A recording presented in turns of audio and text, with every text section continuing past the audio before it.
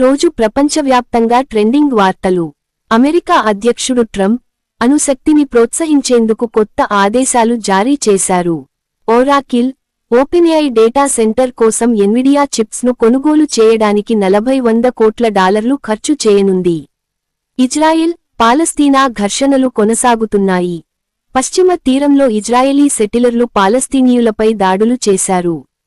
ఉత్తర Korea ఓ నౌకా ప్రయోగం విఫలమైన నేపథ్యంలో బాధ్యులను అరెస్ట్ చేయనున్నట్లు ప్రకటించింది. ముంబై, గోవా ప్రాంతాల్లో భారీ వర్షాలు నమోదయ్యాయి. గోవా విమానాశ్రయం నుండి 2 విమానాలు మళ్లించబడ్డాయి. CUET 2025 పరీక్షల కోసం మే 26 నుండి జూన్ 3 వరకు నిర్వహించబోయే పరీక్షల అడ్మిట్ కార్డులు విడుదలయ్యాయి. పాకిస్తాన్ తన అణు ఆయుధాలు సురక్షితంగా ఉన్నాయని ప్రకటించింది. రైజింగ్ నార్త్ ఈస్ట్ పెట్టుబడి సదస్సు నేడు ఢిల్లీలో ప్రారంభమైంది. ఇటలీలో పుట్టిన పిల్లల సర్టిఫికెట్లపై 2 తల్లులను తల్లులుగా గుర్తించేలా కోర్టు అనుమతించింది.